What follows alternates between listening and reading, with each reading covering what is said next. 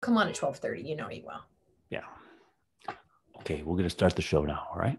Okay, let's just start the show now. Very easy. This is gonna be like a natural childbirth. Just go in the pool. Just go in the Oh, bathtub. Warm yeah. water. We're gonna As let a the little. man, I know you know exactly what you're talking about. Of course. Listen to what I'm saying. Okay. Yes.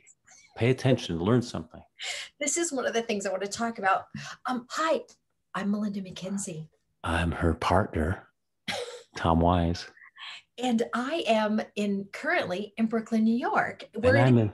63 crazy degrees That's on crazy. Friday. It could snow next week. Oh, it's supposed to snow on Tuesday. There you go. What am I, forecaster? Yes, Tuesday snow. I'm in Odessa, Florida, which is near Tampa, and Yes. it's never going to snow here. No, no, it isn't. What is your current temperature? Do you know, I sir? think it. I think I just went over 70. It was lovely. It was 54 degrees this Oh, morning when I nice. woke up. Yeah, no, it's crazy. You might hear a bunch of construction. Apparently, across the street, they're doing some kind of, there's a bunch of machines and yelling. It doesn't seem like a cop situation. It seems like a construction type, but there's lots of yelling. So if you hear yelling, Maybe it's a domestic. it's fine. It might be. If I had a partner right now, it would be a domestic because I've been yelling, stop the noise. Like I have any right to tell people not to fix the road because it's stressing me out. The level Oh, of the banging and stuff. And it's I the bad type of banging, not the good type. type of banging. Um, so it's Friday Yes, and we have some quick topics before our guests come in. Do you have anything in particular? I have a couple little things. I'm feeling very full of myself. And okay, share. Well, my rowing is coming along nicely. I just barely missed my goal. Is now I've calibrated the machine. I think I've got a fair calibration on it, right? And Yes. my goal is to do 2,000 meters on under 10 minutes. And Today was 10 minutes and 2 seconds. there it is. Look at Then you. I jumped in the freezing cold pool. You did it. Oh, check you out. Look at you. Next stop, Next who thing knows we know, what? you're just going to be having sex and it'll Watch be out. Oh my, insane. hey, let's not get ahead of ourselves. Well, I have something to brag about. I've been really hitting the treadmill hard. So yesterday, and I've been eating much better too because I've been following Christy's advice and filling a gallon of water and then drinking. And so I'm full. And as you know, I have to pee all the time. I almost didn't make it on our last show. So yesterday I broke down. I've been eating very well. I had a piece of cheesecake. Okay. And I knew I shouldn't have, but here's the thing, Tom, because I've been eating well, when I had the cheesecake, it wasn't just psychologically that I didn't enjoy it. I just didn't enjoy it because I've been eating better. And I thought, isn't this interesting? So I made myself very nervous, right? Very nervous because I had a piece of cheesecake. Now, I did hit the treadmill for 90 minutes, which is what I've been doing. That's But I did, crazy. Any idea how many calories you're burning there? you know what? I mean to take a picture. It's like, it varies. It's Probably like, almost closing in 400, I'm going to guess. yeah, it's around the 400 range for sure it is. But I weighed myself this morning thinking, you know what, this will be a good lesson because, I've been, really losing weight. I was down 2 ounces. so, so I'm saying the gallon of water is really making a huge difference, flushing my system out. And so now I'm going to try to trick my body because I don't want it to get familiar with the 90-minute hit. Let's trick your body. That's what they say in exercise. So now I'm going to start doing 20-minute increments throughout the day just to see if that changes things up and see. But I had a piece of cheesecake without losing weight, but I don't think I'll want to do it again because I didn't enjoy it. Wow. Isn't that, Tom Brady talks about that. Did I What's tell his? you? Remember we talked about talking about Tom Brady a couple of episodes back? Yeah. He said, when I was a kid, I was I had the teenager's metabolism and that teenager's mentality. Burger King, fries, whatever. It's just, Cokes and, like everybody else. Then he goes, when I started eating healthy, I started not wanting that other stuff. Didn't taste good. He goes, when I get hungry, I'm thinking, hummus and celery sounds good, or bowl of lentils sounds like a good idea. That's not greasy hamburger. Yeah. I'm only drinking water and coffee in the morning. That's it. That's all that I'm doing. So I'm excited about that. But before our first guest gets on, I want to ask you something. Go ahead. Let me lean in. Okay, lean in. We're both not considered younger. We're not considered, like, in the dating world, we're not. Yeah, once you hit 60, it's like a group unto its own. Yeah. And so I'm 60 and you're 62. And so I'm 62. that's what I said. Yeah. 62 also as well. So, on paper, that's not something most people are striving for. Like, let's see what the 60-year-olds have. So, Christy sent an article to me about the new reality of dating over 65.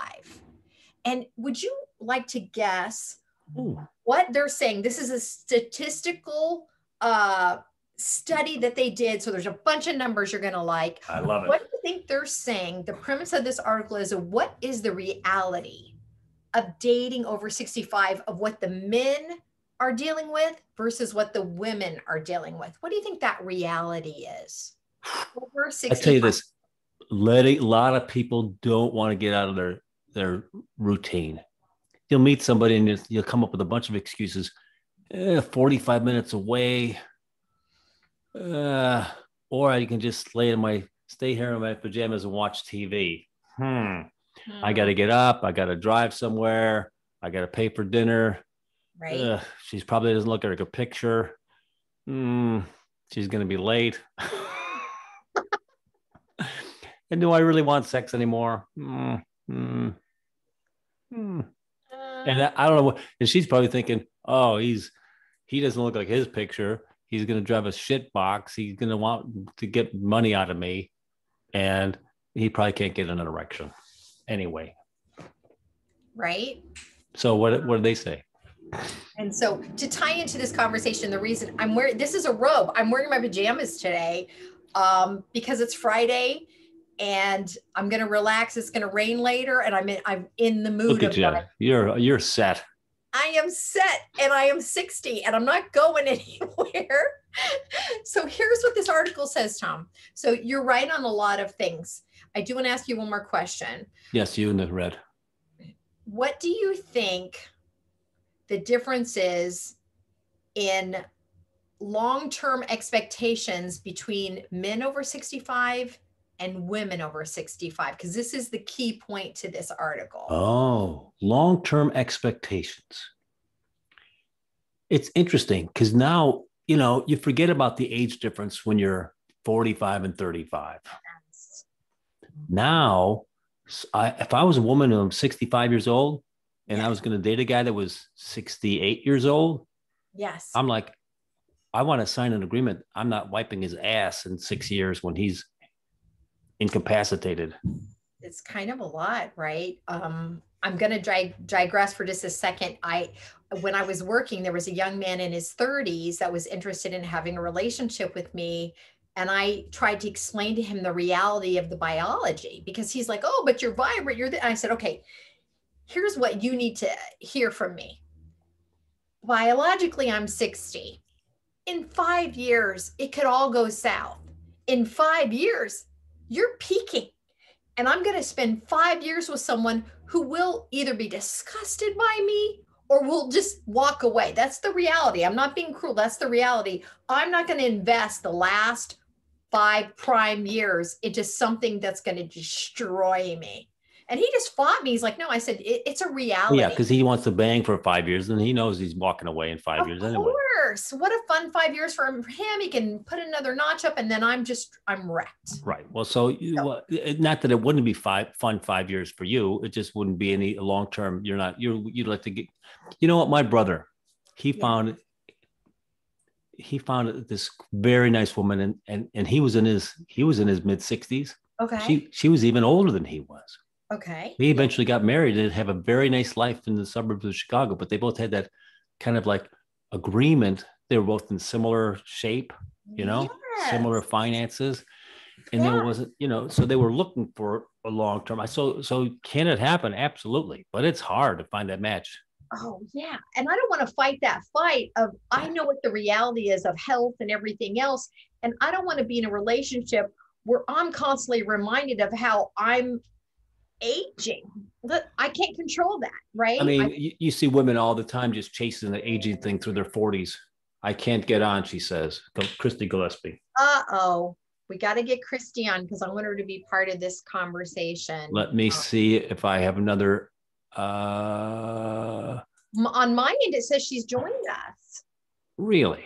My Zoom says, Christy, oh, you know what? I wonder if she joined my Zoom and not yours.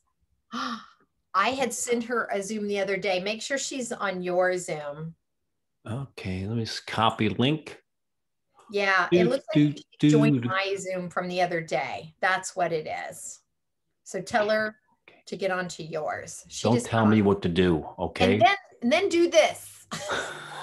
And then try this. Yeah, that's exactly what it is. That's why I got the notification. We were doing cupping and facial restoration the other day on a Zoom, and so I had sent her a Zoom, and that's what it's from. It's very, I can't very get on it. I gave her that link. A very cool thing. Yeah, I'm sure she probably just hit the latest one, or the one before. Well, I think they're the same. Our links are. Okay, I'll let you do that while I continue talking about what's going on here. So basically, the reality of dating over 65 is that men's expectations are, if I'm with a female partner, we're going to move in together. We're going to live together. And for women over 65, they're saying they don't want to live together anymore because they want a certain amount of independence. Like they'll have a long-term relationship, but it's called LAT, living apart together, where you agree you're monogamous, you agree you're in a relationship, but you don't actually live in the same place, because women have found if they partner up, and especially at this point in their lives, that women become responsible for the cooking and the cleaning and the caretaking. And that's something women don't want any part of. They're like, we've already done that. I don't want to do that anymore. Right. It's very odd because I remember my mother, when when my dad died, she was not interested in marrying anybody. Right. Yeah. My mom said the same thing. She's like, I don't want to take care of somebody else. Right. I mean, part of it is the era that we're from, because we are from an era where it was more of a traditional acceptance where the women did caretake for the men, but today's young women recognize, and the men as well, that it's more of a balance if you take care of each other, and that the women aren't expected to do all the domestic chores. So this article was talking about different surveys that they took like in 2017, and they said 72% of women now are satisfied living on their own. 72% of women that are divorced or widowed are satisfied with living alone, just based on the fact that historically they were caretakers for people, and they're not willing to do that anymore. Hey, Christy's trying to get in. Are you seeing her on your side? No, but I guess I could. I do not see her on I just saw her that one time, but let me just get rid of it, because that's probably what happened, is she just linked on to that one, because I definitely got the notification for it, and I'll just get rid of it. So do you think, Tom, if you were dating at this point, do you feel like your natural assumption is, oh, well, I'll live with this person, right? That we will be in a relationship where we live together if we're in a monogamous relationship, which I think is interesting, because I think I've said this before on the show, is that I don't like the idea of thinking that I would live with someone at this point. Like, I like the idea of dating someone and I would be in a monogamous relationship, but the idea that I would let them into my space is something I'm very uncomfortable with. Right. I'm not really comfortable with changing all of that, when I think you could still have a very fun and successful relationship, and then maybe have a sleepover or two, but maybe not let someone live there full time. Right. Well, that'd be interesting, because I like the sleeping part. Yeah, but I also like the idea that you're not together all the time. You know what I mean? And if you look at most relationships, the ones that are successful are the ones that know that they have to have some breathing room. Right. Right. Hey, do you want to stop this recording and see if we can reboot so Christy can get in? I love that topic, by the way. That's okay. We can redo this. We're professionals. I'm gonna stop the recording and we'll reboot with Christy. This will be